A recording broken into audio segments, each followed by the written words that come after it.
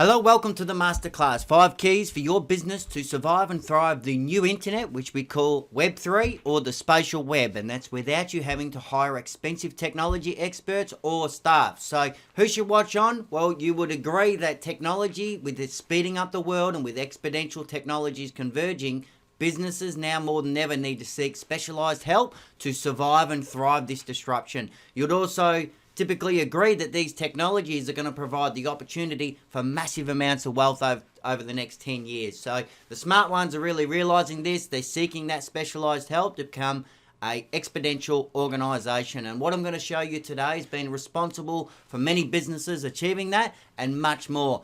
Here's just a short list. And in terms of the results that they've achieved, 3x better revenue growth, 6.4x more profitability, 10.9x higher asset utilization, and 40x total higher shareholder returns. So if that's of interest to you, stay to the end and I'll share an overview explaining how you can tap into it. And ultimately who this is for, who we want to work with, is purpose-driven entrepreneurs that are wanting to build a future-proof, scalable and impactful business. And we do work with some small medium enterprises that are ambitious and that want to survive these changing times and scale their business. So the purpose of all this is firstly to get you to understand who we are, Imagine Enterprises, and hopefully develop a long-term relationship with you, give you an understanding of the business models related to Web3, help you understand the converging technologies that support that, provide you with the insights into that wealth that I mentioned that is coming and happening now over the next 10 years, give you sustainable foundations for the technology disruption now and in the future, give you that ability to outperform your competitors with this exponential business model, leverage existing assets and communities so we can fast track your business's evolution or your idea coming to life, and then fund your innovation through community input and going direct to market to the customers. And more importantly, give you an understanding that we have a great network that you can tap into with experts to support your business. So look, don't watch on if you think this is a get-rich-quick scheme, a turnkey method. There's going to be work and there's going to be a budget required for our services and then the implementation of this new idea to support your exponential organization coming to life. And ultimately, bit about myself. Single father of 2 kids. I've had many experiences as an entrepreneur, 20 years in business. I moved away from home when I was 16, just craving more and, just went into sales, door-to-door knocking and whatnot. But my main experiences were in now business development, technology building, project management, sales, funnels. I had an investment company. We went public and developed fintech technologies. It's something that will come into supporting our entrepreneurs that come through our incubator, so to speak. Had some epiphanies in the education sector as well. So extracurricular education is a passion of mine to help youth not have to go through university and those sort of things that are irrelevant these days with what's going on with technology. So we're setting up revenue sharing masterminds through NFTs and just continuing to reward an engaged network of experts to support your ideas or your business. So I've made some mistakes, made the required investments, and I look forward to serving any of you that happen to choose to work with us. But for now, I'm going to pass over to Fabricio. He's our chief advisor. If you do end up working with us, you'll talk to Fabricio. But over to you, Fabricio. Yeah, thank you, Dan, and thanks for inviting me to be part of your project. It's very nice to be here. So about me, I'm a long-term guy in tech. Started my journey in 2000, joining the W3C in different groups. So I had the opportunity to talk and work with different international companies. At the moment, as you can see, my background is in innovation. I am also a Global Master of Singularity University, an EXO certified consultant and trainer, and also I have different certification from different technology institute, for example, MIT. I had also my TEDx, I'm pretty proud of it, and I'm also an expert evaluation for the European Commission for grants in innovation. I work, as I say, with a lot of different companies in my life, jumping from Microsoft to space, and jumped all around the world to work with this company. So this is about me, a short introduction. Thanks, Fabricio. And everybody, he does undersell himself. He's a fantastic person, got high expertise, a great network, and he's been invaluable for Imagine Enterprises and the service that we and the quality that we deliver to our customers. So thanks, Fabricio. He's been involved, actually, as you can see in some of these slides, on some group interviews that we've been doing. Again, it's been part of our community building and making sure we've got a network to support entrepreneurs and businesses like yourself. But as I said, this is a new opportunity for you. The new internet, or the Web3, is an amazing opportunity to create new business models that have never been seen before and ultimately acquire customers like never before. Peter Diamandis, an inspirational book I read called Bold, and he's part of Singularity University and what have you. But as he stated, there's going to be more wealth created over the next 10 years than what's occurred in the past century. These converging technologies I'm going to share with you today are going to transform every facet of your life and business, regardless of you preparing for that or not, over this next decade. And that's because of the fourth industrial revolution, or Industry 4.0. Now, at the beginning of the 20th century, we had electricity become a huge deal, and it helped us to produce on scale. Now, the information technologies and computing, which was the third revolution, we're now at the end of. And I'm sure you would agree that even today, we're still feeling the impacts of the last revolution and how much it really changed our world.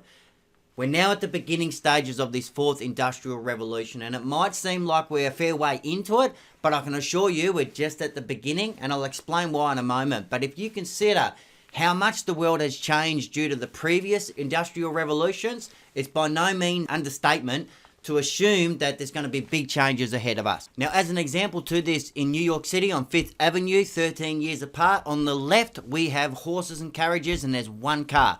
And on the right, 13 years later, there's all cars and no horse and carriages. Now, the cars were existent.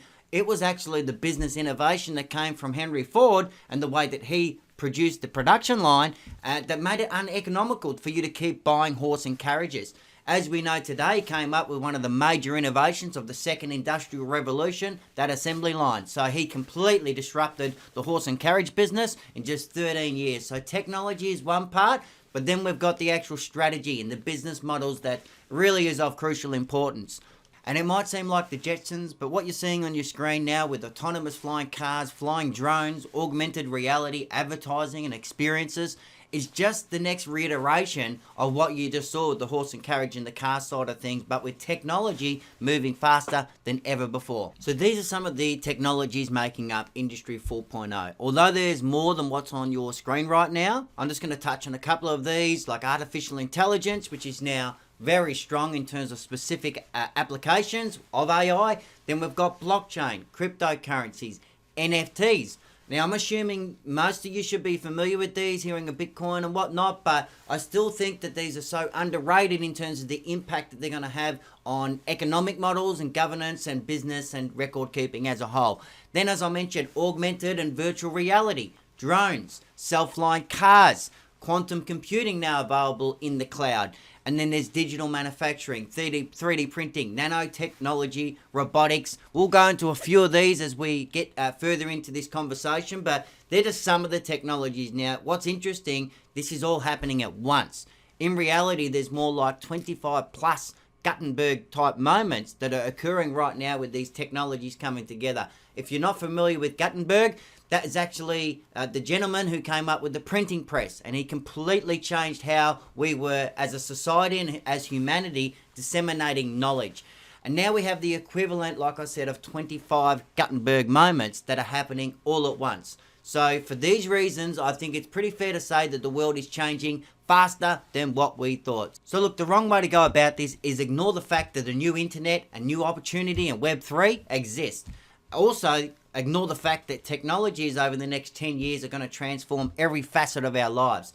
The other thing you shouldn't do is spend large amounts of money with internal staff bringing your idea to life or in an existing business model. And you shouldn't also spend a large amount of time, energy, without professional help to get this done faster. And ultimately, if you have an existing business, then do not do this in a way that disrupts your existing business models. There's ways you'll see that we can help work around that. Now, the right way to go about this is to work within a framework of an exponential organization with a systemized process that's supported with accountability and implementation. We want you to think big, but start small with long-term probabilistic thinking and seek that specialized help that's going to save you that time, money, and energy I just mentioned. Ultimately, we want to create the foundations for you that allows for rapid change and experimentation as things continue to evolve with technology, etc. And the other thing, be a platform. The opportunity for co-creation with things that are maybe already existent is fantastic and available through things like blockchain and smart contracts and what have you. So the problems with where we're at today with business innovations, most businesses are struggling to survive, COVID-19, wars, all that sort of stuff that's in their head, so they're not focusing on innovation and tech.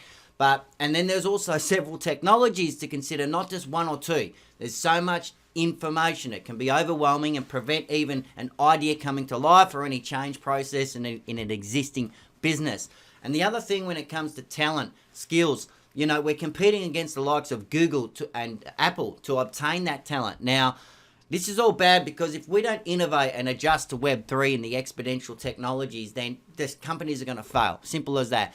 The technologies, they do need to be understood and they do need to be implemented into your idea or into your business to tap into this large amount of wealth that I mentioned is available. And the other thing, if the likes of Apple and Google get all this talent, build all this amazing stuff, entrepreneurs, businesses, we're just the percentages of the haves and the haves not is not going to be good. So ultimately what we're looking at is understanding your idea or your existing business and how it can become an exponential organization. We'll connect you to subject matter experts that's going to save you that time, money, and energy. Depending on if this is a new idea, we're going to implement it from scratch with that rapid reiteration. And if you've got an existing business, like within the last 12 months, that's okay. They're still startup. We can do the same thing. Now, we don't typically, ideally want to work with too many existing businesses, and then the next thing, if you're an existing business that we don't want to disrupt your existing business model, your staff, your revenues, all that stuff, then we do what's called on the edge, a separate team, and then we bring potentially that into your main business model, or it might replace your main business model. So I'm sure by now you want to know what these 5 keys for you to survive and thrive in the new internet or Web3 are. So what we're going to cover, how technologies impact industries and existing organizations, how to set up your business as a Web3 exponential organization, how to then implement the technologies that are part of Web3 into your business or into your idea. Then what we need to do is how do we crowdsource? How do we fund this innovation and this idea coming to life? And last but not least is how to then seek that professional help to become a Web3 exponential organization. Bonus 1 that attaches to, and why that won't cost you your whole budget. How to be a Web3 exponential organization without you having to go down too much of a tech rabbit hole or be tech expert yourself, and then how to continue evolving your business as continuous change is expected from all these technologies. So key number 1, how technologies impact industries and existing organizations. Now you might be thinking that that's not going to occur. I think you should by now, and you'll be going wrong and sabotaging your success and your opportunity to create this tremendous amount of wealth. We need this technology and the strategies to dominate your industry. So why are we going to do this? Many of the technologies are now more accessible than ever before, whether financially or accessible through the cloud. Several of these technologies are now converging together and just creating whole new industries or business models. And depending on how many of these technologies that you do implement, regardless on a simplistic level on your business operation in terms of automation and processes with AI and things like that, there's a lot of efficiencies that can be developed in your workforce. And probably the most important point here is if you don't do this change, then your competitors are going to. So now we're going to dive a little bit deeper into the exponential mindset and how these technologies are disrupting industries.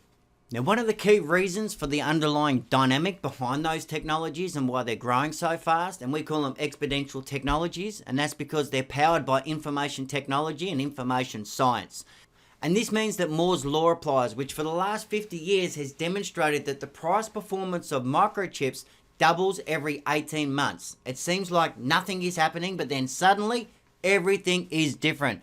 All the technologies we're mentioning today are powered by information and microchips, which also means they're subjects to that Moore's law. And that means that they're very deceptive. And let me show you how. If I ask you to stand up right now and go 30 steps and don't walk into the wall, but look, you know pretty much where you're going to be at any point in that journey. You'll end up 30 meters away in any direction that you choose. And if you estimate very well, you might know the halfway point pretty well. So at the end of the day, linear progression is very easy to understand, fairly predictable. But if I was to then ask you to take 30 exponential steps, which is 1, 2, 4, 8, 16. This is a kind of exponential progression, doubling at every step. So this is what's going to be happening. You're going to reach 1 billion meters, which is roughly the equivalent of being around the world 27 times. That's quite different to the linear progression that I just explained. But what's probably more shocking if you actually have a look at it is it's really hard to predict where you're going to be halfway through or anywhere else because our minds just don't even think that way. So let's have a look a little bit deeper. If you were to take that 15 steps, which is normally halfway to the final destination, you're not even realizing 0.01% of your total distance. Now you can see on the numbers on the bottom right of this slide, 20 steps, 25 steps, actually really the last 5 steps for account for 97% of the total journey. Now again, it's really hard for us to understand this. All the technologies that we're speaking about, they've been developing for many years and sometimes decades, but now they're entering into a phase which is moving to a steeper part of that curve that you're looking at. It really makes it unpredictable in terms of what's going on. And this is our estimates. Right now, we're on the knee of the curve. And this is why we believe our future is being defined as we speak. And there are incredible business opportunities if you do pay attention. Now, we're going to go deeper into how the impacts are happening in society, on the world, how when a domain becomes information enabled, it actually goes on this predictable trajectory. And we define that through these 6 Ds, which is digitized, deceptive, disruptive, demonetized, dematerialized, and then democratized. Now, if you think about all the money invested into digital transformation to date, and that's just step number 1 out of 6, I might add. There's 5 more that an organization must be dealing with to tap into these opportunities. Now, I sometimes say that, again, that becoming digital is like you're buying yourself a ticket to Industry 4.0, but it's not the end point. It's really just the beginning. So I'm going to cover all of these 6 Ds in sequence. So digitization is all about taking things that were previously analog and turning them into data, into digital information. Now, with the world expected to have 1 trillion sensors, there's going to be a lot of data to process. And what that means and the way that these sensors can connect to physical objects and whatnot is that your business can now improve processes with the efficiencies of things like artificial intelligence, making sense and processing that data. Now, many things in the past I suppose have been invisible to computers. Now with that process, it's now visible, again, able to process that data and improve so many different business efficiencies. And nearly every domain in our society, nearly every business or all businesses are now digital. So what happens after things are digitized is they enter into this deceptive phase. Now, I'd like to use an analogy from Chinese bamboo because it just it's nature and it's sort of a bit more relatable. But at the end of the day, you can see on the graph in front of you that when you do plant Chinese bamboo for 5 years, to the human eye, when you look at the ground, it looks like nothing is happening. But it is growing, but it's growing underground. Now, what happens in 5 weeks after that 5-year period? The Chinese bamboo is the fastest growing plant in the world that grows 25 meters in that 5-week period. So at the end of the day, it's a similar analogy, I suppose, when we look at what's going on with technology and we look at that our linear mindset, seeing things that maybe with that black line there doesn't look like things are happening, but just when we get to this curve here and few things click into gear with technologies and a combination of these technologies, then ultimately they go explosive, they go exponential, which again is just that reminder of the difference between linear progress and thinking and exponential thinking. So exponential growth is deceptive. It takes a long period of time for these technologies to grow, and then we have some sort of black swan events, something like COVID-19, which is actually spurring a lot of innovation when you look at, work from home scenarios and just a global change that's occurred. Now you can see on the screen that's in front of you the different industries, whether it was newspapers, books with Amazon, music with Apple Music and Spotify, movies with Blockbuster, things like Netflix coming along, which funny enough Blockbuster had the opportunity to buy. So we've seen this Black Swan event now. We've seen a lot of money pouring into digitization and in technology in general. So it's pretty fair to say that a lot of these deceptive, or what we would feel is deceptive technologies, are about to go into this disruptive phase. So that's the first 3 Ds in terms of digitized, deceptive, and then disruptive. At the end of the day, things get very interesting from here because we start to see things becoming more accessible and things becoming demonetized. Essentially, the money disappears from the old business model. The old ways of making money will get disrupted in that previous stage, and the business models simply disappear.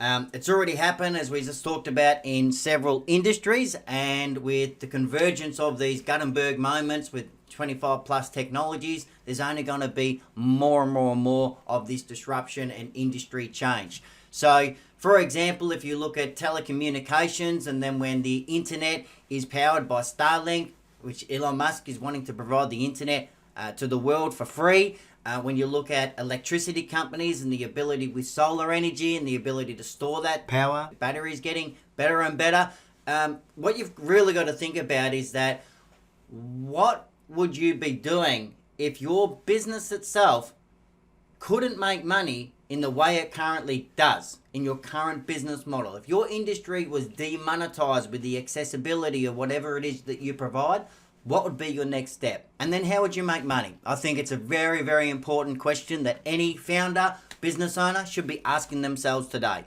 So the next D, we have dematerialize. Now you can see on the video that's playing here that over the last decade that many things that were on our computer desk in front of us have moved from this analog format and been condensed down to having everything that we need in the palm of our hand or on our laptop. It's been digitized.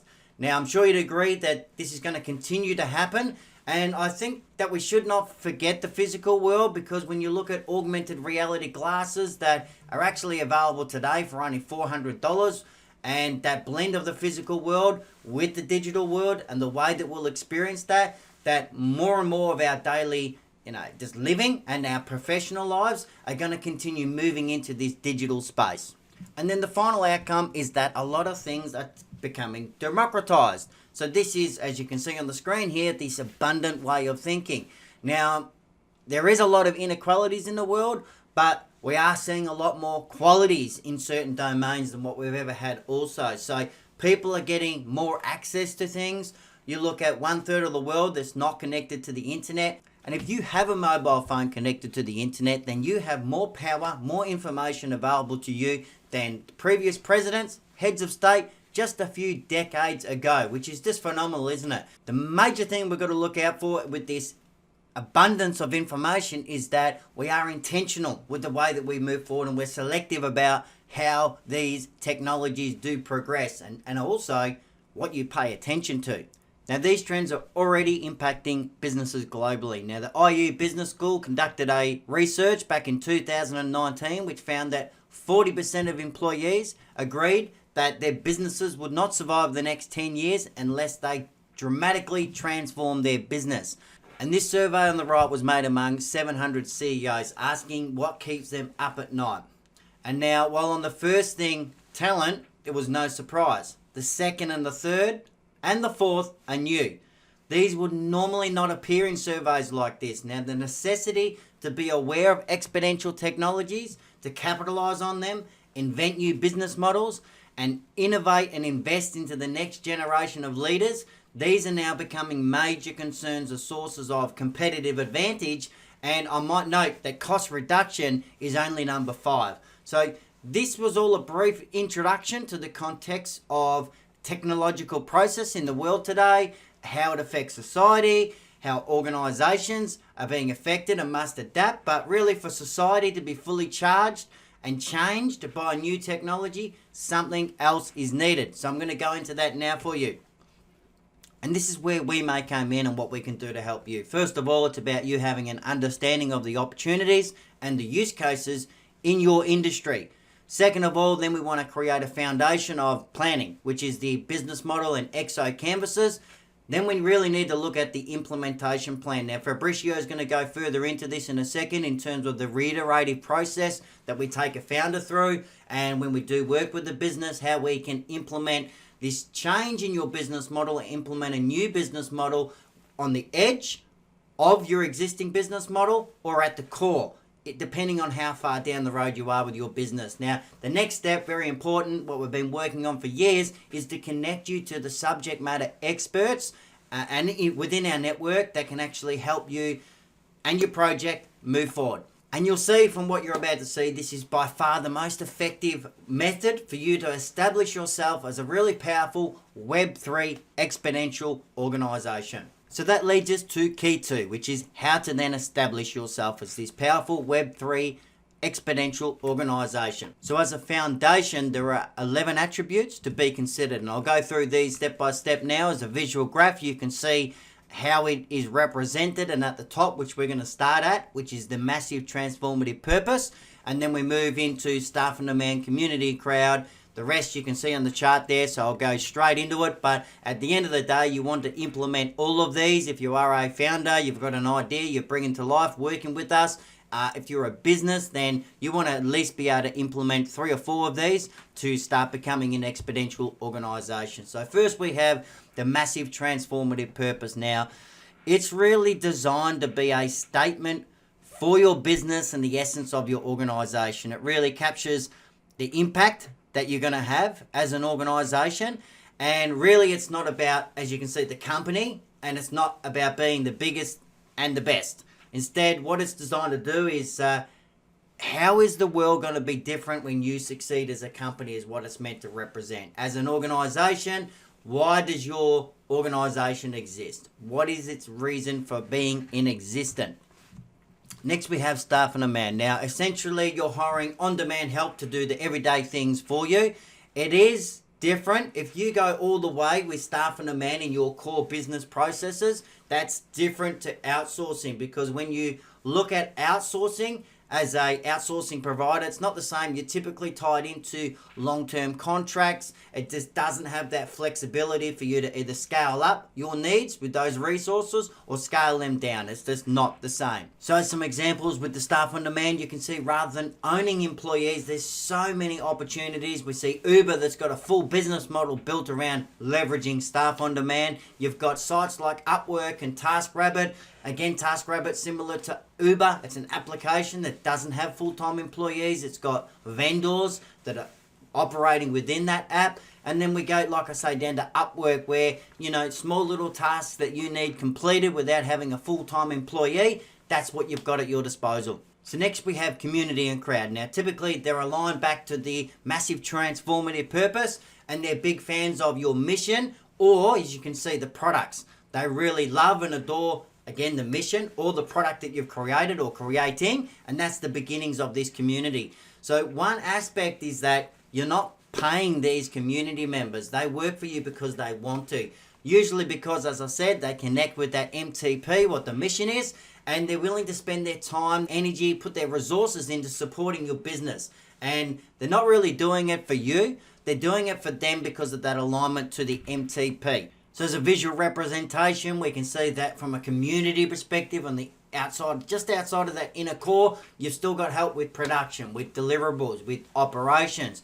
Then when we look at the crowd, it's more about, you know, getting feedback for ideation, for any innovations, any experimentation, validating those ideas and any small levels of support you may need. And then when it comes to rewarding any contributions, there are new methods that you can apply to your business model where sometimes you won't pay any wages at all, because if your MTP, if they're behind that strong enough, they're wanting that support, they see your roadmap, they see the success that you can have, people will put their time in, and that can be equated into an early stage equity table into your project. So, you know, we can apply things like the slicing pie, which is rewarding people for their time, their money they put in, their relationships they introduce, and any intellectual property that they may have. Again, I mentioned before, in terms of leveraged assets, they might come in and be a partner of yours and be part of an early stage equity table.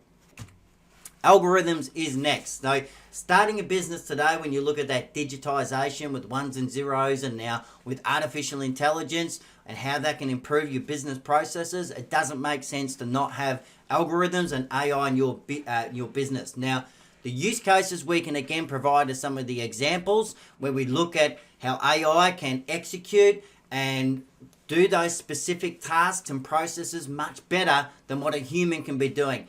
Now, you might be thinking AI isn't accessible to you, but it is. It's available in the cloud. You don't need a supercomputer sitting in your office. You don't need a tech guru sitting there. A lot of these things come out of the box with service providers like Amazon and whatnot, or AWS, I should say. That is potentially one of the leveraged assets when we look at that, where instead of having a supercomputer in your office, which has this large expense, an IT guy there, you don't need to own that. You can have that through AWS. It's something you're leasing, as you can see. Instead of like owning, you're renting, you're leasing, you're borrowing that asset, and that can come down to also joint ventures and other technologies that have already been created that might just be a piece in the puzzle. Again, it's really hard when you look at all these converging technologies to create things from scratch across the board. It's about how you connect these different technologies, what you leverage that's already built. And over the past 4 decades, the way that this has transformed due to what I said before, the digitization, the information enabling, and just the overall progress of technology has really changed the way that we set ourselves up to run our businesses. Moves into engagement now. So really this is designed, ties into sort of community, staff and demand, and also your customer base, of course, to really capture, hold, and deepen that involvement and interest from, again, customers, crowd, community, partners, your internal team. And we use things like gamification, digital rating systems, loyalty programs. NFTs is part of that. Like, it can be incentive competitions. So we do apply that ourselves with our revenue sharing masterminds and their engagement to make sure that you are supported, for example, as a founder, an entrepreneur, or an existing business coming in needing the support. So we ensure that we've got engaged people to support your mission, your movement, your project, whatever you'd like to call it. Now, when it comes to those leveraged assets and all these different data that we've got that we need to make sense of, it needs to be filtered through. So an interface is like that bridge between that outside world. If you've got a physical business location, I touched on earlier, the sensors that could be attached to that, and that can start to be made sense of, but it needs to filter through certain mechanisms and basically work out that interaction between the people, the networks, the software, and as you can see, the services. And then you need to be able to visualize it. So that's where dashboards come in to help you steer this rocket ship that you're creating. It's really that control framework for you to be able to see a simple bird's eye view, and even through rapid growth, keep an eye on things and be able to have that rapid reiteration or experimentation I'm going to touch on in a second. But it's real-time data. Fabricio is going to talk more about dashboards shortly in terms of how that relates to the objective key results and your KPIs. But ultimately, I'll let Fabricio go further into that. Experimentation, I did touch on that just very briefly, but the key idea here is before you go making large investments, you need to validate the market through the community, through the customers, through making sure that people want what you're creating, long story short here.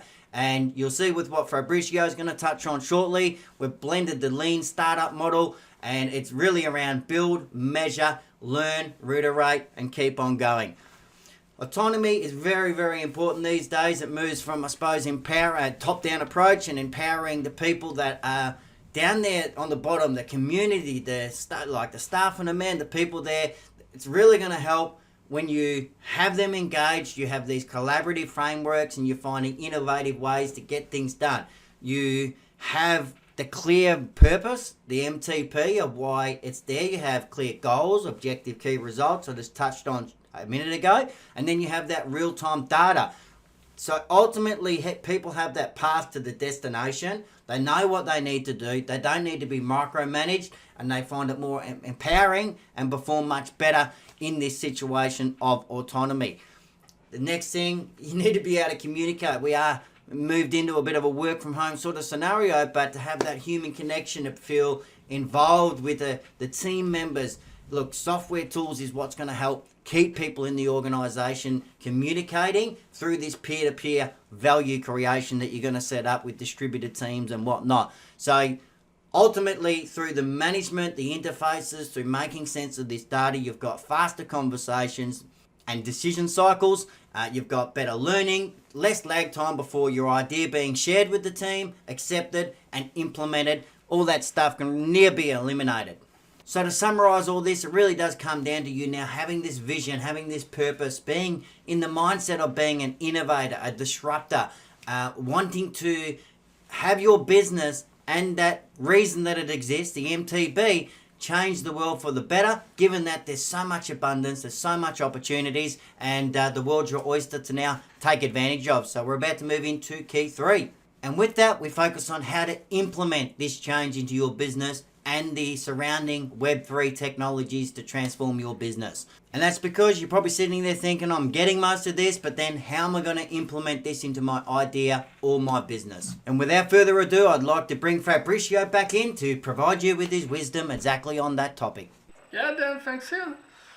So, yeah, one of the problem every company, startups, and also idea generators is, okay, now we have the theory, but how we can transform the theory in the process, and how we can account what is happening in our transformational progress. That's a very tough question, and it's a tough question that always you, let's say, will encounter every time you will try to work on innovation. It's pretty, let's say, usual. But obviously we have the answer, and the answer is having a strategy. A strategy is something that can put together what you learned before, and we will see later which kind of ingredients we will use and what will be the final result. So we have two different, let's say, approaches. One is called Exosprint, is mainly for companies, structured companies that are looking to innovate their own core, or project that you can build inside the company that are not affecting directly the core, the so-called edge project. But on the other side, for ideators and for startups, usually we have a different framework, and it's called Exo Launchpad. The Exo Launchpad framework, as you can see, basically has the purpose to transform your idea or early stage startup into an exponential organization. And this step is made by combining different, let's call it literature, or again frameworks, as exponential thinking. On the other side you will have the agile methodology, and obviously as a basis you will have the whole lean principle like lean startup and the other books about it, like for example business model canvas and so on. This framework is a very, let's say, easy to understand, but it's pretty hard to put in place, because one of the problems every startup will have is called loss of focus, and we will go deeper in that later. Basically, what is the approach? The approach is a kind of an iterative approach. I'm sure Dan already explained you a lot about what is the learning process, and here we are using the same learning process, starting from the center, and we will go phase by phase, moving around this figure that for us is a spiral, and as you say, everything starting from the purpose. So, and this spiral will evolve in 3 different stages. One is called customer discovery, the yellow one in the main figure, and the second one is customer validation, and the third one obviously is the creation. Basically, what is the idea? The idea is that the startup, the idea generators, and the new companies will follow this principle at the beginning, trying to understand what will be their customers, validate them, and then goes on creating, growing, and scaling. As you can see, the principle is based also on the opportunity to track and have a very nice graphical advancement of your progresses. And we will go back here and we'll start talking about accounting, or better, innovation accounting.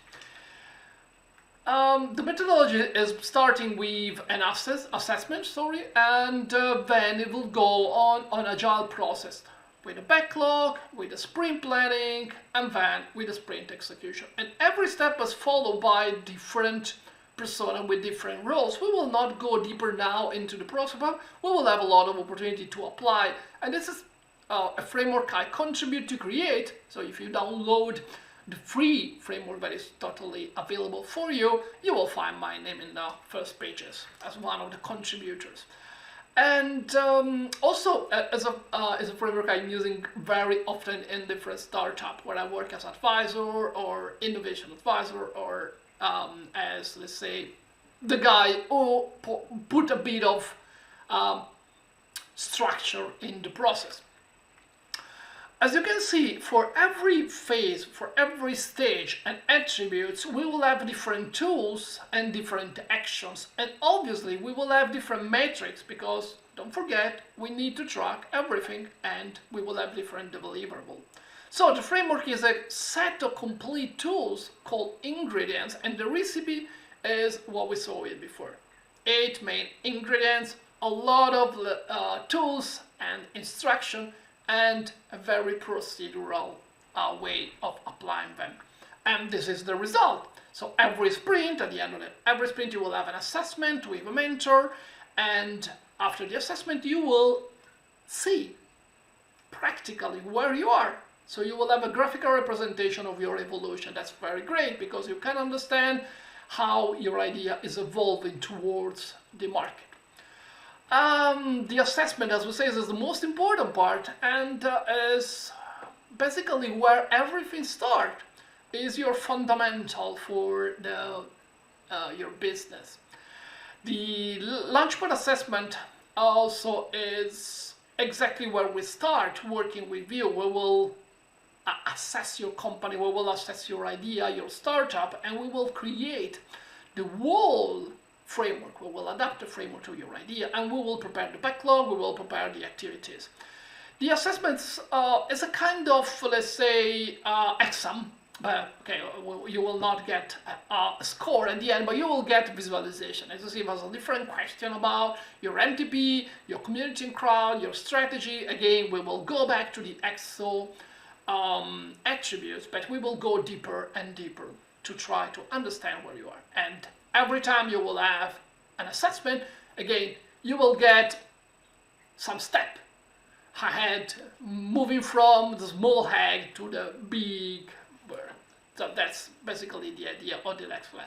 Great, so thank you very much, Fabrizio. Now for the technology component, again with the surrounding Web3 technologies, we've now got the strategy side of things, and Fabrizio touched on some of the tools and methods that we need to integrate, and going back to the EXO attributes in terms of leveraged assets, could be technologies, how they're interfaced and connect together, etc. Again, something that needs to be focused on, and we're not going to go too deep into the technology side of things today because what industry are you in?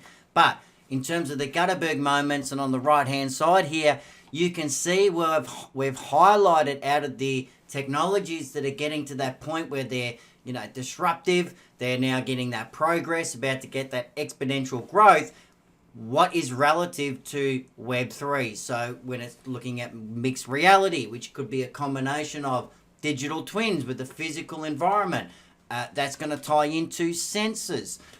What else would there be? Cloud computing, AI, with the interfaces to connect again with those sensors, with your physical location to your digital twin. All this stuff needs to come together.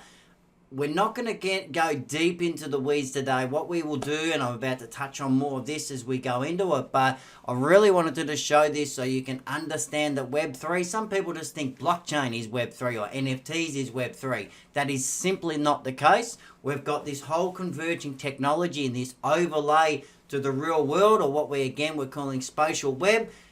That's what this is about, this converging technologies. There's cities now implementing this Web3 layer to their economies, and again, whole new business models, whole new ways to operate, coming together. So again, we'll go deeper into the technologies. We'll give you ideas when we sit down and talk. I'm going to go through this now, but at this stage, you're now ready to make more profits and impact by building a Web3 exponential organization. So now you know how the technologies themselves are actually impacting the world, industries, and businesses, and you have the understanding of the business models and how the reiterative process after launch, you can continue evolving and ultimately stay ahead. Most importantly, you can tap into this biggest wealth creation opportunity that the world has ever witnessed. Beat your competition before they join Web3. And look, you've ultimately got two choices at the end of the day if you watch this up until now. You can do nothing or explore the opportunities.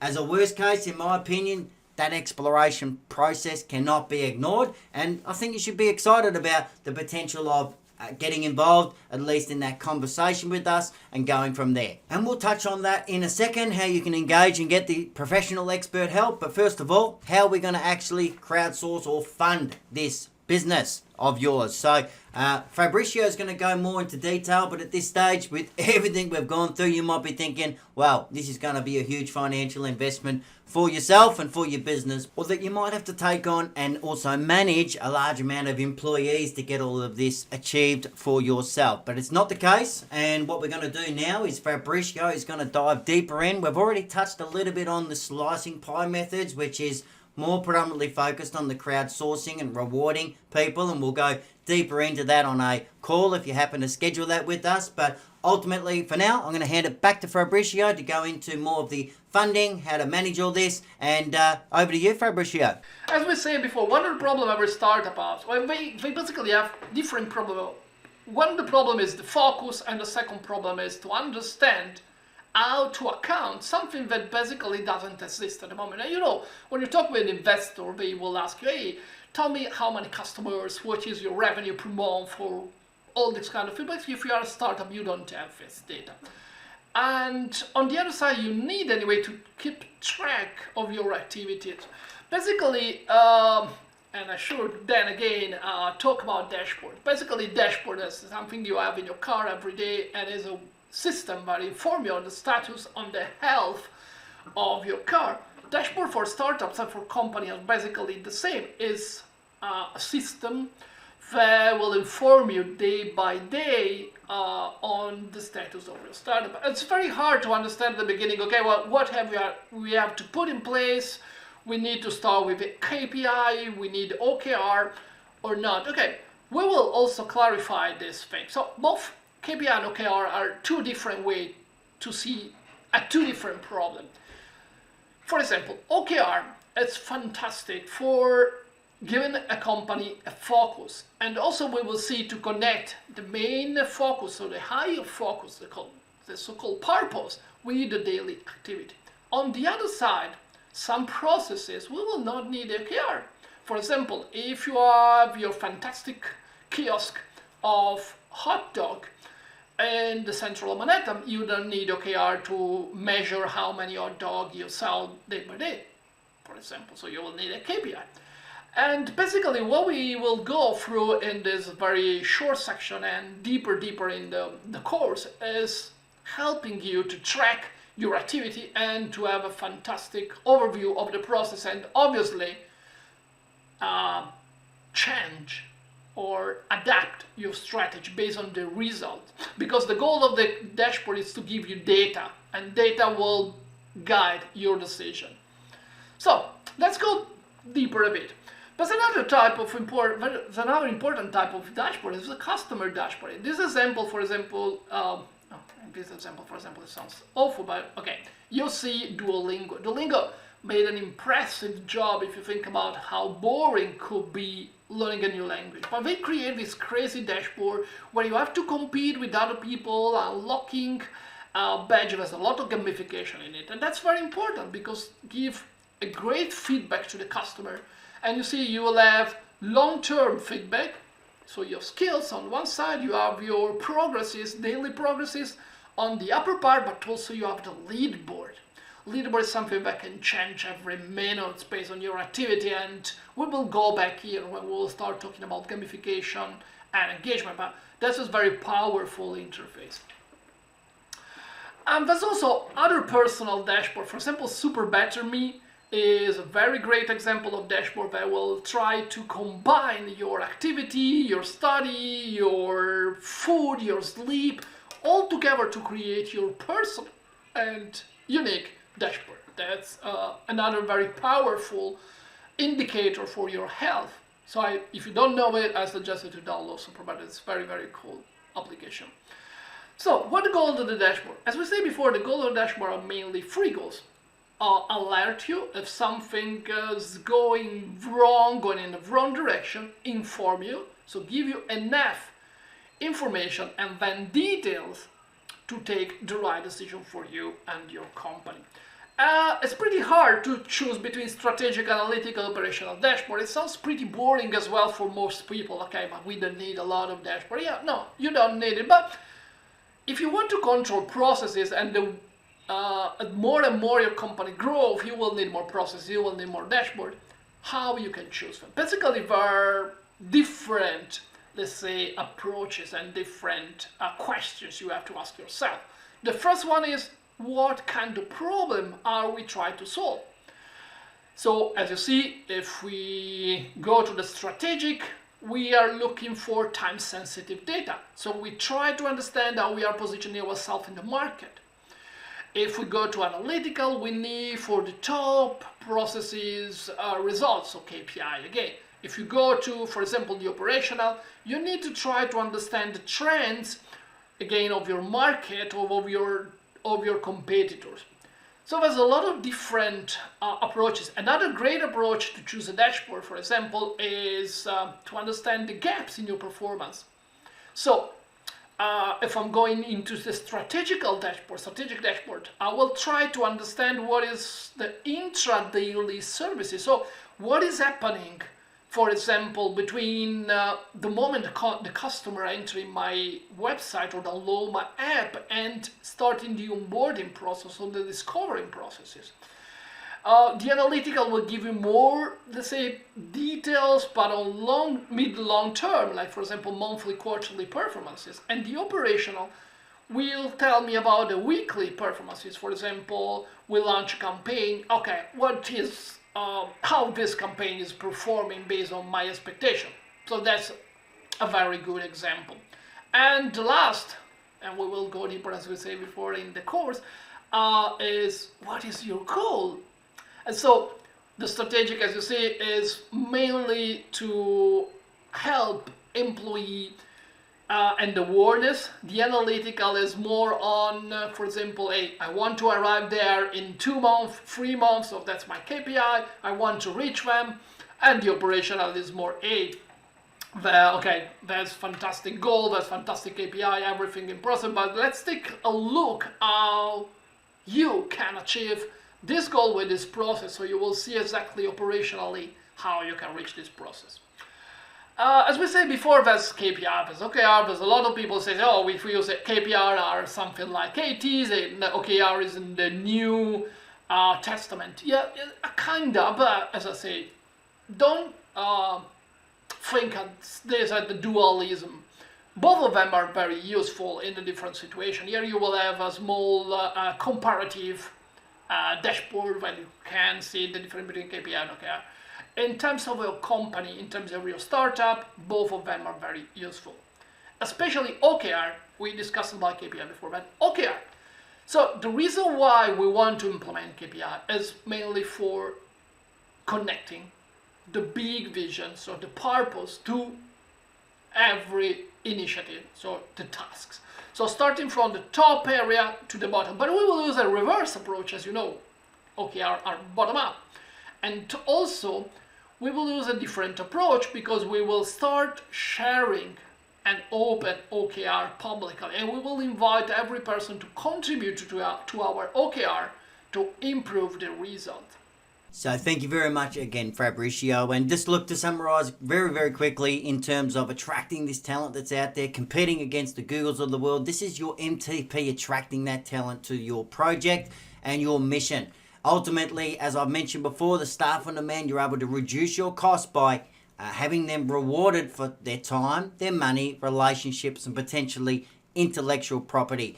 Some of the other things we can do, depending on whether it's relevant, really ties into engagement, and this is an optional type thing. But in terms of this whole community, the crowd, the staff and demand, your core team, there is some processes that we can help in terms of really ingraining a culture that fits in with your MTP. And that culture, the community, everything I just mentioned links back to the project. So is it a moonshot or is it a roof shot? Moonshot is something very ambitious. You might be taking risks. Failure is an option. And ultimately, at the end of the day, it's challenging. It's pushing people to achieve more. And even if you achieve 60 to 80% progress, then you're looking at a phenomenal result. Roof shot, more achievable. Maybe you're looking at a 2x performance on your competitors, but you're definitely beating your current business model and still pushing to be better, as I just said. So what you can now do is reduce your startup and innovation costs. You can have engaged autonomous teams. You can continue to reiterate as technology changes in the future. And you can also speak to us, depending on how big your project is, about alternate funding solutions. So that's where it comes into key 5, is how to seek professional help to become a Web3 exponential organization. So you've really got a couple of options here. You can go and spend the hours learning how to do it yourself, like Fabricio and myself have. You're more than likely going to waste time, money, energy in that process, or you're going to work with someone that can actually help you condense decade into days. So what do you have now? Do you have the Web3 technology knowledge? Do you have the expertise in your team? Do you have a clear plan and business model to be sustainable, scalable, and adaptable as a Web3 exponential organization? In terms of your journey with this, is it going to be hard? Yes. So don't schedule a call if you don't think that effort is going to be required. But with the right help, we are going to make this journey quicker and easier. We're going to ensure that you have clear, objective, key results. You can think big, start small. And look, things are going to be harder if you don't do anything at the end of the day, as you've seen with some of the material today. But if you believe that what you've seen today can help you become a Web3 exponential organization, then seek that specialized help. And now, it doesn't have to be us. There's a couple of things you should consider when you're choosing someone to help you though. What are their intentions and what are their mission to actually help you? Do they have the necessary experience in Web3 and exponential organization? Are they offering you just something online, of course, or are they holding you by the hand continuously with that direct support? And what assurances are in place that you're going to be supported till you succeed, and what are the stages that they actually offer that help? So why not consider us? Well, our goal is to help as many businesses as possible become Web3 exponential organizations. We have made those required investments and developed a network around the globe and have existing leverage platforms that we can tie you into and benefit your business. And myself personally, I've had 20 years experience in sales and business development, the last 5 years in online marketing. Same with our team members offshore and with Fabricio in Germany. As you've seen, he's got a wealth of experience. And again, we do things in stages. So the process really going through this is up the top here in terms of the initial assessment. So if you're interested in potentially becoming a client with us, we've set aside some 45-minute sessions so we can really ask some questions, make sure that your idea, your business is suitable for what we're talking about here today. Again, learning your current situation and what's been stopping you potentially in the past from getting in and having success as a Web3 organization. Now, we think that we can solve your problems and help you create a widely profitable and impactful Web3 business. Then we're going to show you what that looks like. So what you'll get from the call is, again, that our understanding of your idea, your business, and give you that crystal clear opportunity, provide you with the ideas to consider in your idea or your business. And then if it makes sense for us to work together, it's a suitable fit, you can see us getting results, etc., then we're going to invite you to join our program. Again, it's done in stages. You will need to invest, but look, you're going to have to invest time, money, energy anyway. You can't escape from that fact. You're going to have to get specialized help either externally or internally on your team. And yes, the fees aren't cheap. Again, we've done it in stages, and Web3, it's going to be more expensive like if you don't do anything at all. Our main focus out of this is to develop a long-term relationship with you. We've already covered the changes in technology that are happening now and will continue to happen in the future. So this isn't just a one-night stand that we're after. So look, Schedule a call if you're a founder, you have an idea, you're a startup. Yes, if you have an existing business, we can work with you. That's not a problem. And if you're ready to invest in yourself now and willing to do the work, definitely book a strategy call. Apply the application page. If you just click through to the next page, you'll have all those details. And from there, it's about taking massive imperfect action. Ultimately, we do have some other offers if it's not for you in terms of just keeping you up to date with things. We have NFT memberships to give you access to the network and some of their materials. There is grants and tax incentives that we can introduce you to in terms of this research and development. And then at the end of the day, down the line, well, you do have some philanthropic endeavors for you to consider for more of a social impact side of your business. But that's secondary, that's down the road once you're a successful Web3 exponential organization. But hey, thank you very much for staying to the end and listening. Look forward to potentially talking to you, and all the best with your success. Be your best. Thank you. Bye-bye.